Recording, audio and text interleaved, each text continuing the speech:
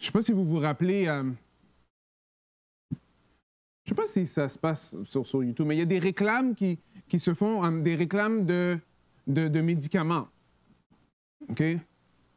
Les réclames, ça se passe un peu comme ça. Où est-ce que vous voyez, bon, il y a quelqu'un qui est malade et on propose un médicament et à la fin, la personne devient guérie. Après, elle va bien, comme ça. Mais juste après, ils vont montrer les effets secondaires. Et ils vont le dire très vite. Les effets secondaires, après là, ça va être terminé. Après, c'est ça la réclame. Après, on est tous contents. Est-ce que vous avez déjà vu une réclame comme ça? Est-ce que ça passe toujours sur YouTube, ce genre de réclame-là? Non? La télé. Yes. Ça existe toujours, la télé. Alors, un article va expliquer ceci. Alors, c'est une technique de marketing. Pourquoi? Parce que l'objectif principal, c'est de mettre en avant les avantages du médicament, right? Pour encourager ceux qui regardent pour aller l'acheter, obviously, right? Les avantages sont généralement présentés lentement, avec des belles images, pour qu'on puisse bien comprendre les avantages. Et ce qu'ils vont faire, c'est que les effets secondaires, ils vont le passer extrêmement rapidement. Bon, voilà tout le reste. OK, pour retourner. Right? Pourquoi? Parce qu'ils ont besoin de répondre aux exigences légales. Parce qu'ils doivent vous dire c'est quoi les effets secondaires. Et ils le disent rapidement. Pourquoi?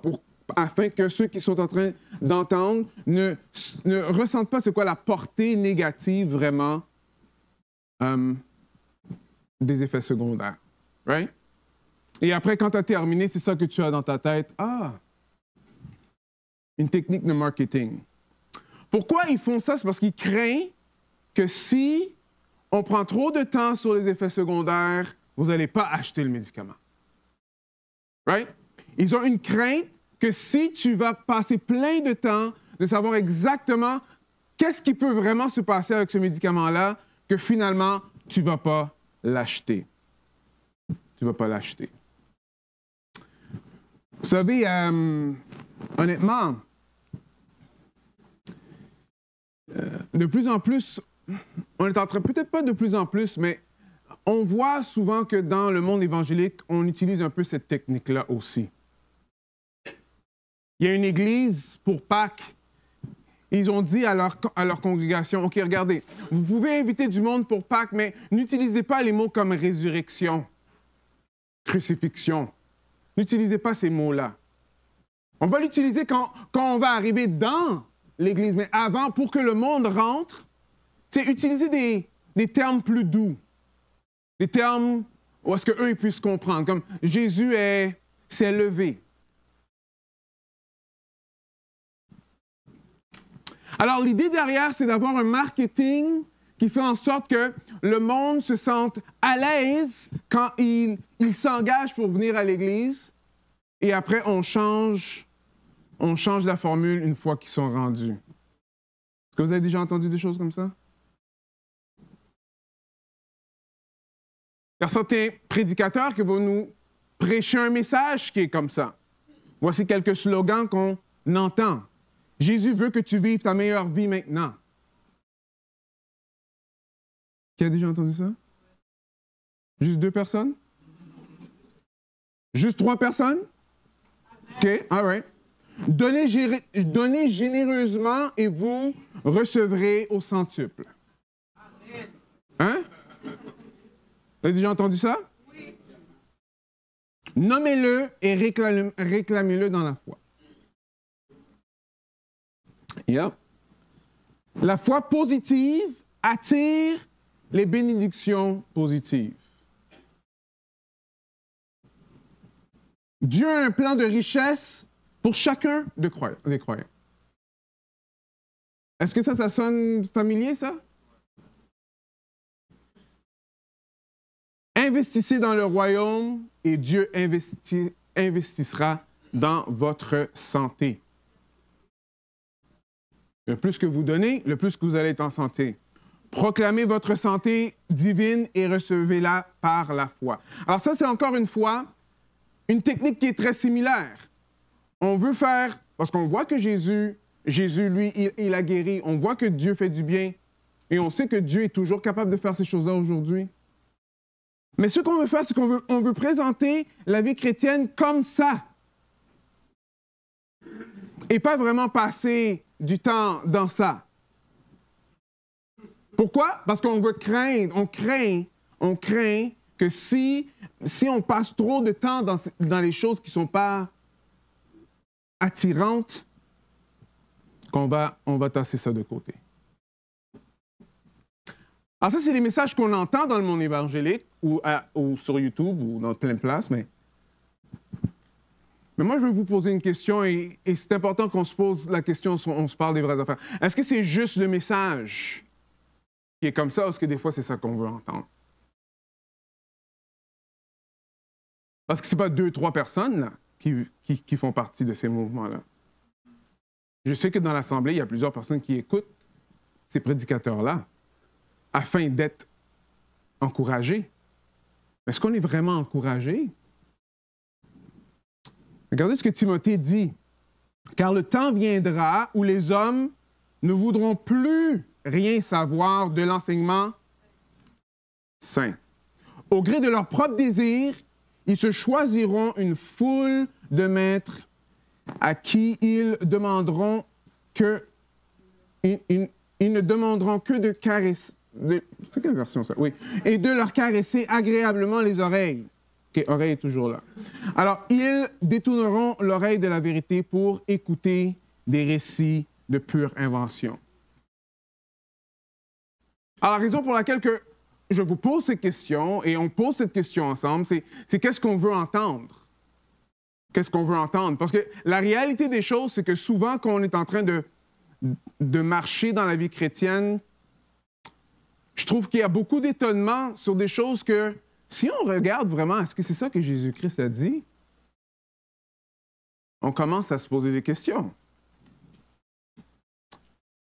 Après au moins une bonne décennie de vie chrétienne,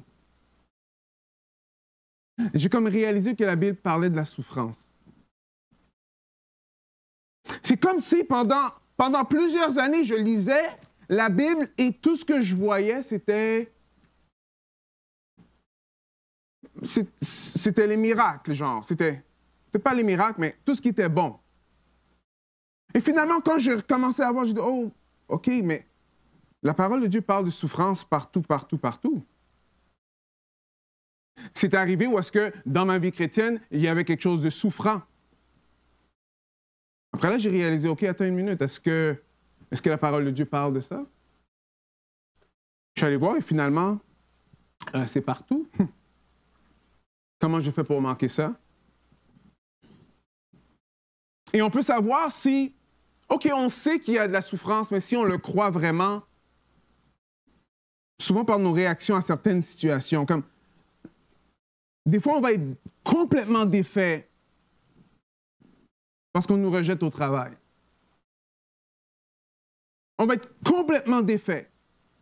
Pourquoi? Parce qu'au travail ou dans nos écoles ou dans notre environnement, le monde pense qu'on est vraiment des fous parce qu'on parle de Jésus. Ou bien on va être étonné. On va être étonné que la société va pousser la législation qui est complètement contre ce que la parole de Dieu présente. Et on va être étonné qu'elle va la pousser aussi loin. Souvent, nous sommes profondément déçus. Ça, c'est quelque chose de très courant. Je dirais même que c'est comme un mouvement. Déçus que dans l'Église, on a été blessé par d'autres chrétiens. Comment ça peut arriver dans l'Église? Est-ce que vous avez une réponse à ça? Pardon? Parce qu'on est des pécheurs. Ah oui, c'est vrai. Mais oui. Comme on a des pécheurs, ça veut dire on est des pécheurs, ça veut dire qu'on a besoin de l'Esprit de Dieu pour que lui, il nous transforme. Mais ça veut dire qu'on est tous des pécheurs, right? Alors, c'est quoi les chances qu'on va se faire blesser ou heurter dans l'Église? Je pense que les chances sont quand même assez fortes. Pourquoi? Parce que on est des pécheurs. On a besoin du Sauveur. On suit le Sauveur pour qu'il nous transforme. Ou bien nous sommes découragés que nous n'avons pas autant de changements dans notre vie qu'on aurait aimé. Nous pensons que Dieu n'est pas avec nous parce qu'on perd notre emploi ou des choses comme ça. Ou on est déçu d'une personne de la famille ou un ami qui agit comme nous, on n'aurait jamais pensé. Alors la question que je vais poser ce maintenant, est-ce que c'est possible qu'on recherche quelque chose dans la vie chrétienne que c'est vraiment pas ça que Christ a offert? Est-ce que c'est possible que, même si on va dire les bonnes choses, mais dans notre cœur ou dans notre pensée, on s'attend à quelque chose qui est vraiment pas ce que Christ, lui, il a prêché? Parce que ce qui est vraiment intéressant, c'est qu'on va voir que Jésus-Christ, lui, il ne fait pas comme les annonces. Tout le long, il explique exactement c'est quoi le suivre. Des fois même, au point que tu poses la question, tu dis, mais est-ce que tu veux décourager le monde de te suivre? Mais il nous dit exactement ce que nous, qu'on doit savoir de lui. Est-ce que vous avez déjà pensé ça? Si la réponse est oui, j'aimerais vous dire quelque chose. Les disciples aussi. Et eux, ils étaient avec Jésus. Alors, les disciples n'ont pas catché. Là. Jésus leur parlait, leur disait, il va leur dire exactement ce qu'on va lire aujourd'hui. Et qu'est-ce que eux, ils pensaient toujours, ah non, mais lui, il va être le roi ici, on va battre les Romains. Est-ce que moi, je peux être à ta droite? Est-ce que moi, je peux être à ta gauche? Alors, c'est juste après que Jésus-Christ est mort et ressuscité que là, ils ont vraiment saisi ce que Dieu voulait d'eux. Êtes-vous toujours avec moi? Alors, si Dieu nous appelle, et Dieu nous appelle à proclamer l'Évangile, right? On n'a pas besoin d'avoir peur. On peut être sans crainte parce que la même personne qui nous appelle, c'est la même personne qui va nous équiper. Si Dieu nous appelle et Dieu nous appelle à l'Évangile, on peut être sans crainte que même quand on va être dans la persécution, il va être là avec nous et il ne va pas nous lâcher. Est-ce que vous me suivez? Si Dieu nous appelle et Dieu nous appelle à proclamer l'Évangile, même si les membres de notre famille, ça veut dire les membres qui sont les plus proches de nous, nous rejettent, Christ ne nous rejettera pas.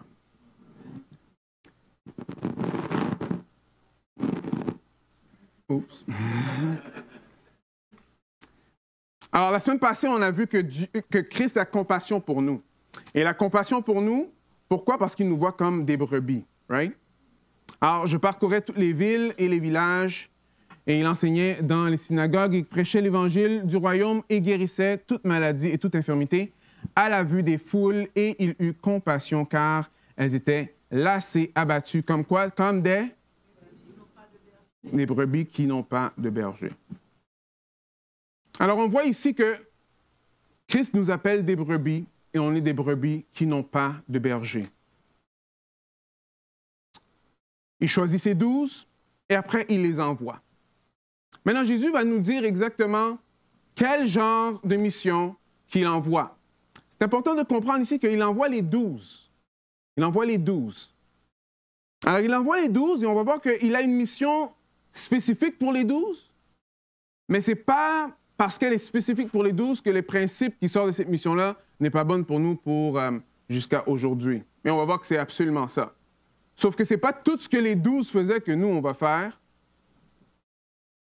Vous allez voir pourquoi. OK, allons-y. On va aller dans Matthieu 10. Okay, il y a un peu de texte ce matin, mais ça vaut la peine d'entendre ce que Christ, lui, il s'attend de nous. OK? Alors, Matthieu 10, 5 à 8, on va aller jusqu'à 11. 15. On va aller au fur et à mesure. Alors, tels sont les 12 que Jésus envoya après leur avoir donné les recommandations suivantes. Alors, n'allez pas vers les païens et n'entrez pas dans les villes des Samaritains. Allez plutôt vers les brebis perdues de la maison d'Israël.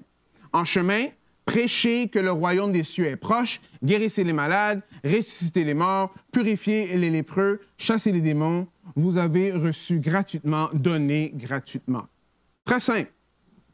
Alors, on est en train de voir que Jésus-Christ, lui, est en train de les envoyer faire la même chose qu'il était en train de faire.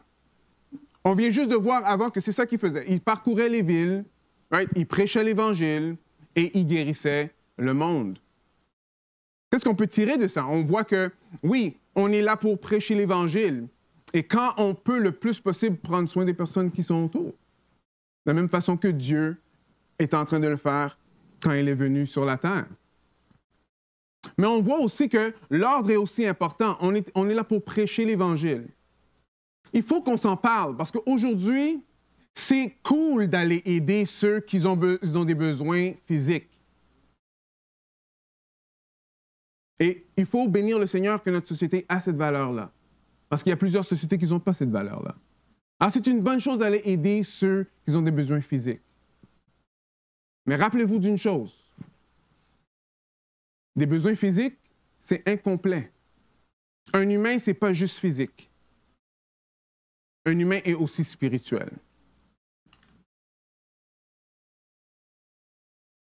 Un humain est spirituel. Et souvent même, c'est par la guérison spirituelle que beaucoup des problèmes physiques peuvent se résoudre aussi. N'oubliez pas, on est là pour prêcher l'Évangile et prendre soin des autres qui sont ici. Mais il y a une phrase ici qui est intéressante parce qu'il dit « N'allez pas vers les païens et n'entrez pas dans les villes des Samaritains. Allez plutôt vers la maison perdue d'Israël. » Alors là, on peut se poser la question, mais attends une minute, est-ce que nous, on n'est pas pour aller vers aucune autre personne sauf les Juifs? Non. Alors c'est là qu'on voit qu'ici, il y a une mission qui est donnée, mais qu'elle est spécifique aux 12. Est-ce que vous êtes toujours avec moi? Right? Jésus va retourner plus tard dans Matthieu 28, 18, où est-ce qu'il va dire « Tout pouvoir m'a été donné dans le ciel et sur la terre. Allez, faites de toutes les nations les disciples. » Après, il va expliquer en les baptisant au nom du Père, du Fils et du Saint-Esprit et enseignez-leur à garder tout ce que je vous ai prescrit. Est-ce que vous voyez ici? Right? Alors, on voit ici que c'est une mission qui est quand même spécifique aux 12. Oups, excusez-moi. On continue. Alors, il faut aller prêcher l'Évangile, prendre soin du monde. Après, il va leur dire, ne prenez ni or, ni argent, ni monnaie dans vos ceintures, ni sac pour le voyage, ni 2 tuniques, ni sandales, ni bâtons, car l'ouvrier mérite sa nourriture. Dans quelque ville ou village que vous entrerez, informez-vous s'il se trouve quelqu'un qui soit digne de vous recevoir et demeurez chez lui jusqu'à ce que vous partiez. Alors ici, Christ est en train de leur dire, allez, prêchez la bonne nouvelle. Pourquoi c'était important qu'ils aillent prêcher aux Juifs? C'est parce que Jésus-Christ, lui, c'est le Messie qui a été prophétisé depuis tout l'Ancien Testament et il fallait qu'il aille aux Juifs. Mais sa mission, c'est pour toutes les nations. Mais il faut qu'il aille, comme Paul va dire, aux Juifs d'abord. Et ce que les Juifs, eux, ils ont fait, ils ont rejeté le Messie. Après, il est allé vers les païens. C'est afin que les prophéties s'accomplissent. Alors, le Fils de Dieu, qui est le Messie, qu'on a tant attendu, est arrivé. Allez le dire à tout le monde. Allez le dire à tout le monde. Mais il leur dit ici de ne pas faire attention, de ne pas prêter trop attention à vos biens matériaux. Parce que moi, je vais prendre soin de vous. Ça va même plus loin de dire que les autres vont prendre soin de vous. C'est intéressant ça, parce que des fois, quand on va penser à envoyer quelqu'un en mission, des fois, on va avoir le focus, des fois, pas toujours à la bonne place. Alors, j'ai déjà parlé à certaines personnes, « OK, mais est-ce que tu aimerais la mission? » Oui, j'aimerais, mais je ne sais pas, il faut que je travaille cet été, il faut que... Non, mais mets-le dans les mains du Seigneur, on va voir ce que le Seigneur va faire. Ouais, mais tu sais, comme... J'aimerais vraiment, mais je ne suis pas sûr si je vais arriver financièrement. Vous savez, on est vraiment dans une église qui est vraiment bénie. Amen. Il y a plusieurs personnes qui sont allées même à l'école biblique, qui sont allées même leurs études. Il y en a d'autres qui veulent aller faire des voyages missionnaires. Et l'Église pourvoit. L'Église pourvoit. Maintenant, il n'y a pas de personne qui va frapper à votre porte pour dire « Hey, tu sais, il faut... c'est pas comme ça que ça fonctionne. » Depuis que je suis ici, ça fait 12 ans que je suis ici, et je peux témoigner que Dieu travaille dans le cœur de chacun et il pourvoit aux besoins de l'Église. Amen. Je veux aussi vous remercier pour le temps de sabbatique que vous m'offrez. Et ça, encore une fois, c'est l'Église qui pourvoit. Et je suis vraiment reconnaissant pour ça. Mais vous voyez ici, Jésus est en train d'expliquer que quand on va prêcher l'Évangile, de ne pas être inquiet de ces choses, de ne pas craindre ces choses-là. Pourquoi? Parce que lui, il va pourvoir et il utilise les saints pour le faire. Alors, il leur dit d'aller dans les maisons ici qui sont dignes de vous recevoir. Qu'est-ce que ça veut dire, ça? Grosso modo, ça veut dire les maisons qui sont prêtes à entendre le message de l'Évangile. Allez vers eux et restez chez eux. Regardez la fin. En entrant dans la maison, saluez-la, et si la maison est digne, que votre paix vienne sur elle. Mais si elle n'est pas digne, que votre paix retourne à vous. Ça veut dire, alors partez. Lorsqu'on vous recevra pas et qu'on n'écoutera pas vos paroles, sortez de cette maison ou de cette ville et secouez la poussière de vos pieds. En vérité, je vous le dis, pas de vérité, mais quand même, en vérité, je vous le dis, au jour du jugement, le pays de Sodome et Gomorrhe sera traité moins rigoureusement que cette ville-là. Si vous connaissez l'histoire de Sodome et Gomorrhe, ce n'est pas une belle histoire. Et ils étaient en train de faire des affaires assez intenses, merci, right? Et ça a terminé que Dieu, lui, du ciel, du feu, est tombé et a détruit la ville. Mais est-ce que vous voyez ce que Jésus est en train de dire ici, là? Comme ceux qui n'acceptent pas ce que les apôtres sont en train de dire, ils seront, quoi? Jugés plus sévèrement que Sodome et Gomorrhe. Pourquoi? Pourquoi? Écoutez bien, très important, particulièrement aujourd'hui.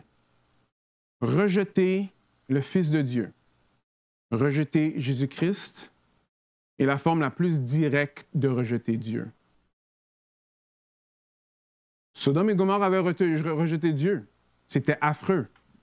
Mais avoir le Fils de Dieu qui est devant toi et le rejeter, ici, tu es jugé encore plus sévèrement. Ici, ce n'est même pas jugé, tu vas être traité plus sévèrement que Sodome et Gomorrhe.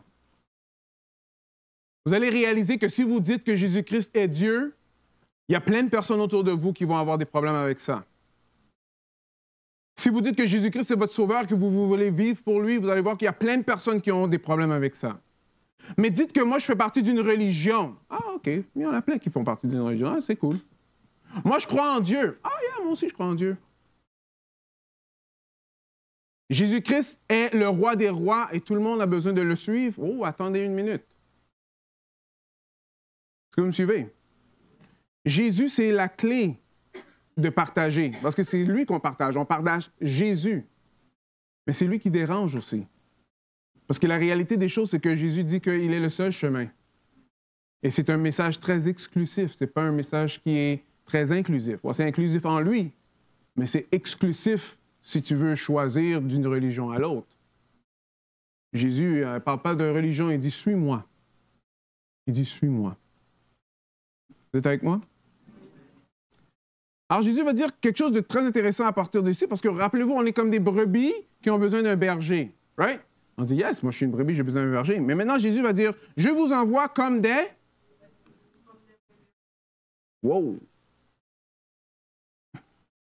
Non, je vais aller conquérir. Je suis comme le plus gros conquérant. Je suis comme... Moi, je suis de l'armée. Je suis... T'es une brebis, bro.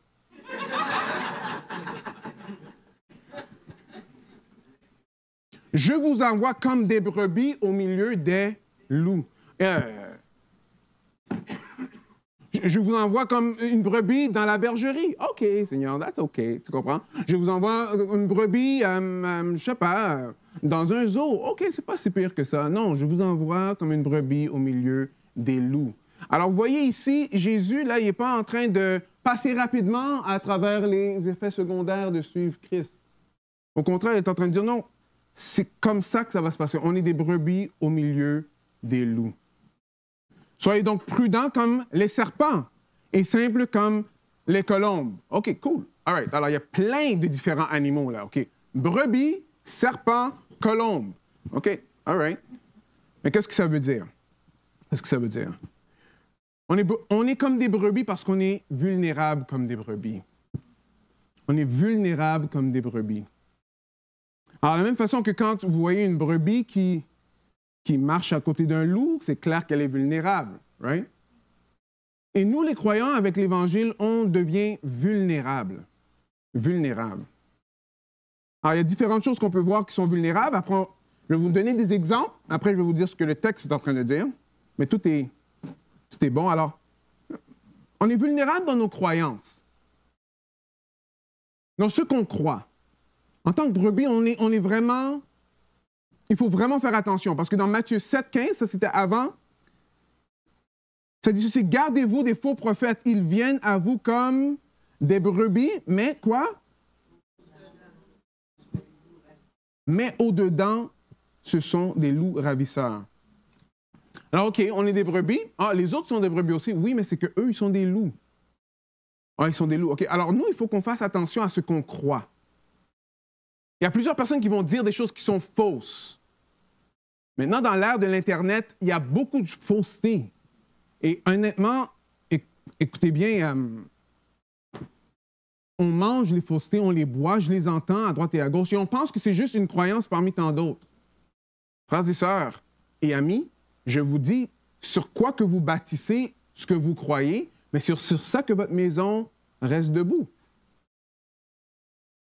C'est un passage qui va expliquer qu'on a besoin d'être bâti dans notre être intérieur pour ne pas être comme les vagues. Vous savez, les vagues, là, ça bouge comme ça. Alors, si on ne fait pas attention à ce qu'on croit, alors on va croire des faussetés. Mais quand la tempête arrive, ou quand la vague passe, nous, on va toujours bouger. Alors, c'est pour ça l'emphase de vraiment comme creuser dans la parole de Dieu, voir ce que Christ est en train de nous dire, bâtir notre croyance, bâtir notre foi sur la parole de Dieu. C'est crucial, particulièrement aujourd'hui. Parce qu'aujourd'hui, on est bombardé de plein d'autres affaires. Il fut un temps où est-ce que, bon, tu allais à l'église, ça fait très longtemps. OK. T'écoutais, tu n'avais pas autant de voix qui étaient compétitives à ce que tu entendais le dimanche matin. Est-ce que vous me suivez? Mais là, pensez juste 20 minutes sur l'Internet, je vous garantis, vous en avoir des quarantaines de voix qui sont compétitives à ce que vous apprenez. Alors, si vous n'êtes pas en train de vous ancrer dans quelque chose de solide, vous connaissez la réponse à ça, right? Deuxième chose, on est vulnérable. L'orgueil nous rend très vulnérables. OK? Dans 1 Pierre 5, de 5 à 9, ça veut dire « De même, jeunes gens, soyez soumis aux anciens. » Écoutez bien, dans vos rapports mutuels, revêtez-vous d'humilité car Dieu résiste aux orgueilleux, mais il donne sa grâce aux hommes. Humiliez-vous donc sous la puissante main de Dieu afin qu'il vous élève au temps voulu. Maintenant, il continue à dire, déchargez-vous sur lui tous vos soucis, car il prend soin de vous. Soyez sobres, veillez. Votre adversaire, le diable, est comme un lion rugissant. Un autre animal, mais c'est un peu l'idée. Pourquoi? Parce qu'il cherche à dévorer. Résistez-lui, ferme en la foi et sachant que les mêmes souffrances sont imposées aux frères dans le monde. Est-ce que vous voyez ça? Alors, on est vulnérable dans plusieurs façons. Ce qu'on croit, il faut faire attention. Et aussi, il faut faire attention à notre orgueil. Alors, on comprend qu'une brebis seule est moins en sécurité qu'une brebis qui est avec tous les autres brebis, n'est-ce pas? Parce que le loup, lui, quand lui, il check, lui, il veut voir celui qui est moins fort, qui ne court pas aussi vite. Le plus rapidement qu'il peut manger, le mieux. Right?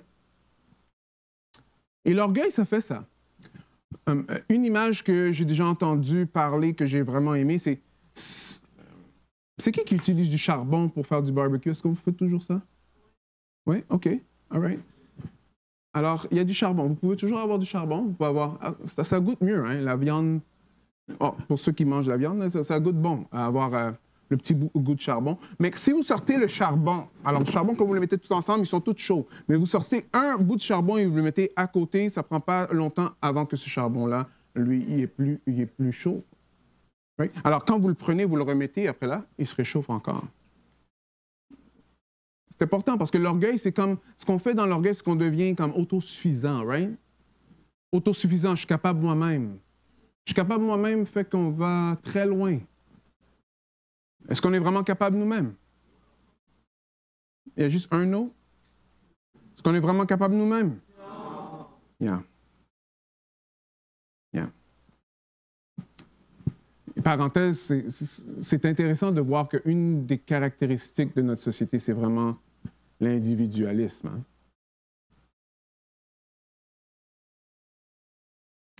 Et je ne pense pas que c'est sans conséquence quand ça a à faire avec aussi la baisse de la foi aussi. Okay? Alors, ceux qui viennent de pays où est-ce qu'il y a beaucoup de communautés, lâchez pas cette valeur-là. Mais ne faites pas l'erreur de juste, OK, bon, ça c'est dans mon pays. Non, emmenez ces principes-là pour que l'Église puisse vivre ça tous ensemble aussi. Parce que des fois, il y a des principes qu'on a même oubliés, parce que ça fait depuis plusieurs années qu'on vit d'une certaine façon. Et on peut... C'est ça, l'Église. Dieu nous met tous ensemble, mais il ne vous a pas mis ici pour rien, là.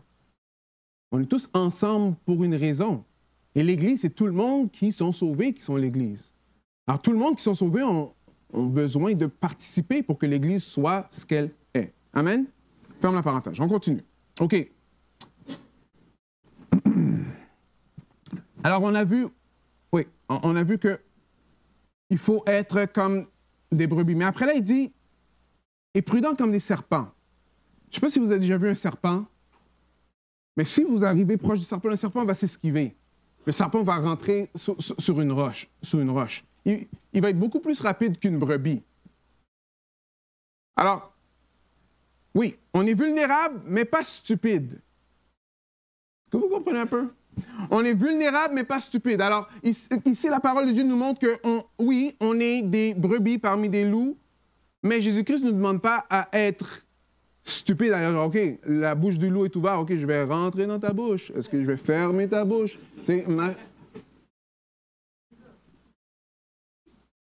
Pourquoi je dis ça? C'est parce que des fois, certains chrétiens pensent que vraiment... on est appelé à être des martyrs, mais dans un sens, je veux dire un sens mondain. Right? Oui, on est des martyrs. Martyr veut dire être des témoins. Mais des fois, l'idée de martyr, c'est que non, OK, il y a quelque chose qui... c'est chaud là, moi je vais sauter devant le train là pour montrer aux autres que genre, je suis courageux. Et on le voit des fois, parce qu'il y en a qui vont dire, OK, mais bon, là, moi, je vais vraiment devenir chrétien quand ça va commencer à devenir super dur. Si tu as de la misère, mon ami, à suivre Christ quand c'est pas dur, c'est pas vrai que c'est quand ça va être dur que tu vas le faire. Est-ce que vous me suivez? Alors, ici, là, comme il nous dit qu'on est vulnérable, mais en même temps qu'il faut utiliser notre coco. Est-ce que vous me suivez? Alors, vulnérable, mais pas stupide. Et colombe, c'est innocent. Alors, il ne faut pas donner une raison à d'autres, right, de nous accuser d'injustice ou d'immoralité. Alors, il y en a qui vont dire, moi, j'évangélise et que, tu sais, le monde, il ne m'aime pas. OK. La réalité des choses, c'est ceci. OK? Il y en a que quand vous allez évangéliser, il n'y a pas grand personne qui vous aime. OK? Parce que ce n'est pas l'évangélisation. Vous pourriez être en train de vendre un aspirateur et vous auriez la même réaction. Ici, là, ce que Christ est en train de dire, c'est que oui, on est vulnérable, mais on a besoin d'être vulnérable et attaqué, dans le fond, pour ce que Jésus est, pas pour ce que nous, des fois, on veut essayer de rentrer. Est-ce que vous me suivez? est-ce que, aller au travail, vous avez 8 heures de travail, vous êtes là pour 8 heures, mais pendant ces 8 heures-là, vous passez votre temps à évangéliser. Est-ce que ça, c'est être comme un serpent? Ah, mais moi, je suis slick, là. Tu comprends ce que je veux te dire? Comme... Vous êtes là et payé pour faire quoi exactement? Pour travailler? Oui, mais là, tu sais, j'ai perdu ma job parce que je parlais de Jésus. Attends une minute. Hold up. Attends une minute. Est-ce que tu faisais les 8 heures pour ton employeur? Ah, mais regarde, c'était pour Christ, là, comme un petit 15 minutes ici, un petit 15 minutes là, après ma pause, avant ma pause. Non. Parce que là, on n'est pas en train d'être comme une colombe. Ça, c'est clair. Parce que là, notre employeur a beaucoup de choses à nous reprocher. Right? Alors, il faut comprendre qu'ici, Christ nous dit que oui, on est vulnérable parmi des loups, mais il ne nous demande pas d'aller carrément dans des situations où est-ce qu'on peut vous dire, oh non, c'est l'heure de le manger ce soir. Est-ce que vous me suivez un peu? Vulnérable, mais pas stupide. Right? Pas stupide, mais en même temps, rien à nous reprocher.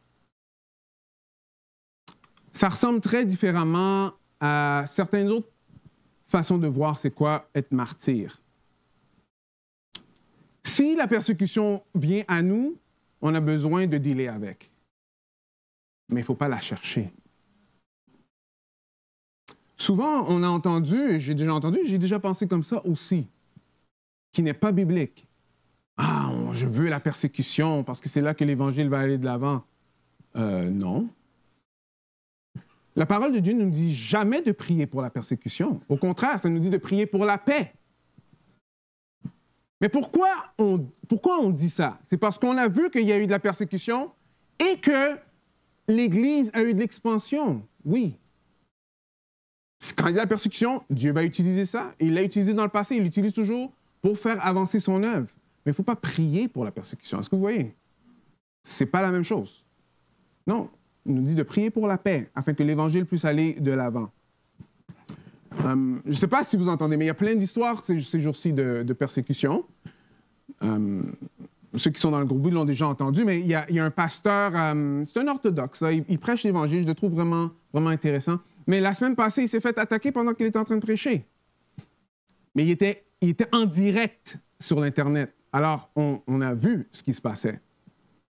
Après, wow! Vous voyez ici, Jésus-Christ est en train de dire,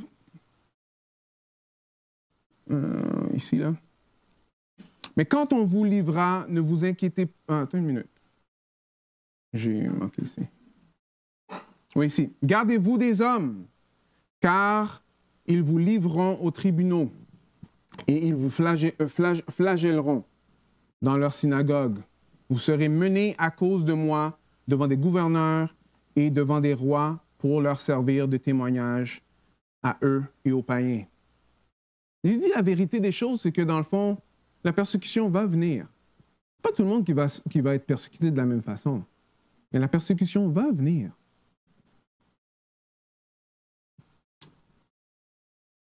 Si on lui fait confiance, alors on ne devrait pas être surpris que plusieurs de ces choses-là arrivent. Une des choses que j'ai vraiment trouvé bénissant, c'est après l'attaque de l'hôpital, le pasteur, il parle après, il dit je rends gloire à Dieu pour cette épreuve. Que son nom soit loué. Et il parle à sa congrégation. On a besoin de suivre ce que Christ nous demande de faire. On n'est pas là pour aller faire des émeutes, des affaires de même et tout. Non, mais d'aimer nos ennemis. Ça parle-tu, ça? Mais oui, ça parle. C'est le contraste d'une autre personnalité sur Internet qui a pris le temps pour dire « Ah, tu sais, après que le pasteur a été attaqué, il y a eu des émeutes, ça a été... Finalement, les chrétiens sont en train de faire de quoi? » De quoi qu'il parle? Il y a de l'injustice, alors il faut qu'on soit dans les rues. Il y a ci, il faut qu'on revendique, il faut qu'on soit... C'est populaire, ça, de faire ça ces jours-ci, n'est-ce pas? Mais ce n'est pas ça que la parole de Dieu nous appelle à faire. Right? Mais quand on vous livrera, ne vous inquiétez ni de la manière dont vous parlez, ni de ce que vous direz, ce que vous aurez à dire vous sera donné à l'heure même, car ce n'est pas vous qui parlez, c'est l'Esprit de votre Père qui parlera en vous. Promesse. Une promesse. On commence les promesses ici. Dieu va être avec nous. Ici, c'est l'Esprit du Père va être avec nous quand on aura besoin. Quand on en aura besoin. Tout le long, on voit que Jésus-Christ dit, oui, il y aura de la persécution. Oui, vous allez être persécutés. Mais n'ayez pas de crainte, je suis avec vous. N'ayez pas de crainte, je suis avec vous. Vous savez, c'est qui vous dit ça? C'est celui qui a été persécuté lui-même. Alors, ce n'est pas juste une voix comme ça. Lui comprend exactement c'est quoi la persécution. Je suis avec vous. Vous ne savez pas quoi dire? N'ayez pas peur. Mon esprit va parler à travers vous. Qui a de la crainte de la persécution? Mais levez la main, là. Je sais que c'est vrai. Hein?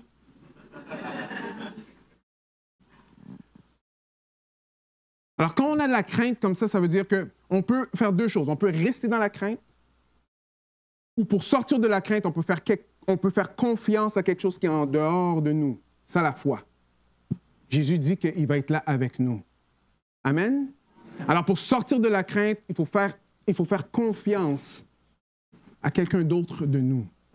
Right? C'est ça, ce qui est la puissance surnaturelle de Dieu. On est appelé à vivre par la foi, alors faire confiance à Jésus.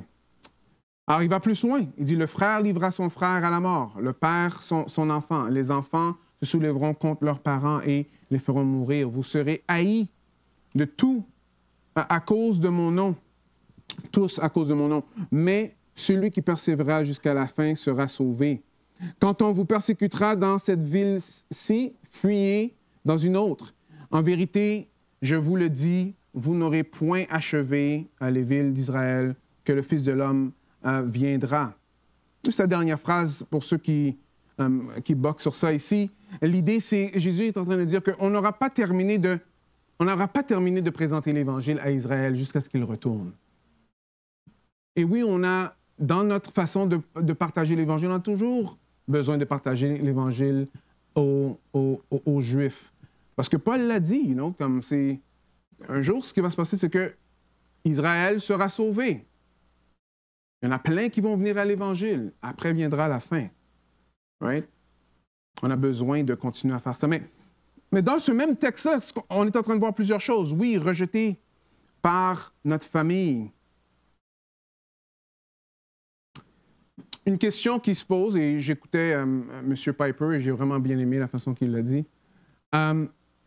Dans la persécution, on va se poser la question, mais comment que je sais si je reste dans une situation de persécution ou si je pars? Hein? Je regardais, juste pour me rafraîchir, parce que j'ai lu le livre de Bonhoeffer, j'ai vraiment aimé. En fait, lui est allé aux États-Unis pour échapper à la persécution qui se passait en Allemagne. Il a resté juste quelques jours, après il a dit non, moi il faut que je retourne. Il faut que je retourne parce que si moi je suis pour bâtir mon pays, right? Il faut qu'au moins que j'ai la crédibilité d'avoir souffert avec mes compatriotes. Mais ici, c'est intéressant parce que le texte dit « fuyez dans une autre ville ». Right? Il y a des circonstances où Paul, il a fui quand on allait le persécuter. Il y a d'autres fois qu'il est resté. Vous voyez ici, je pense que c'est sage. Parce qu'il y en a qui vont avoir la conviction de rester, il y en a qui vont avoir la conviction de partir. Mais que le Seigneur soit glorifié dans tout ce qu'on fait. Est-ce que vous me suivez? Il y en a qui sont ici, qui viennent de pays qu'il y a de la persécution. Et vous êtes ici. Si le Seigneur vous a mis ça à cœur, gloire à Dieu. Ne vous sentez même pas coupable de ne pas être en train de souffrir avec les autres. Non, ce n'est pas ça du tout. Le Seigneur a un plan pour vous ici. Il y en a que, non, OK, moi je vais rester là-bas. On comprend cette dynamique-là. Mais quand on parle de ce que le Seigneur nous met à cœur, c'est important. Pourquoi je vous dis ça? C'est parce que dans l'histoire de l'Église, il y a eu beaucoup de divisions dans les églises à cause de ça. On a vu une persécution dans l'Église. Il y en a qui sont restés, il y en a qui sont partis. La persécution est terminée. Ceux qui sont partis sont retournés. Après, il y avait beaucoup de problèmes dans l'Église. Non, avant qu'on va juger l'autre à côté, là, faisons ce que le Seigneur nous met à cœur. Comme on voit ici, il y en a qui veulent aller dans d'autres pays pour être évangélistes. Amen. Il y en a d'autres qui veulent rester ici. Amen. Mais que ce soit A ou que ce soit B, qu'on puisse glorifier Dieu. Vous êtes avec moi? OK. Je vais juste lire la fin. Oh my goodness. Il y a trop de bonnes choses.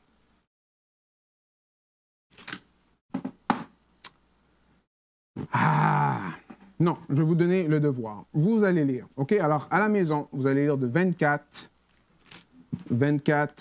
au début de 11. Parce que la prochaine fois, on va commencer à 11. Ça va être Gabriel qui va emmener la parole.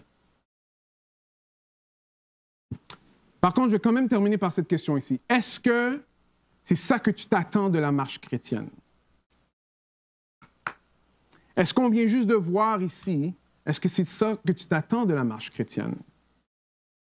Ou est-ce que tu as dans ton esprit une façon plus Club Med, ou, tu sais, aller au Mexique, vacances de la vie chrétienne? OK, je vais lire un peu quand même. OK, parce que ici, Jésus va dire ceci, le disciple n'est pas plus que le maître, ni le serviteur plus que son Seigneur. Il suffit au disciple d'être comme son maître et au serviteur comme son Seigneur. S'ils ont surnommé le maître de la maison Belzébul, à combien plus forte raison surnommeront-ils ainsi les gens de la maison? Ne craignez donc point, car il n'y a rien de caché qui ne doit être révélé, ni de secret qui doit être connu.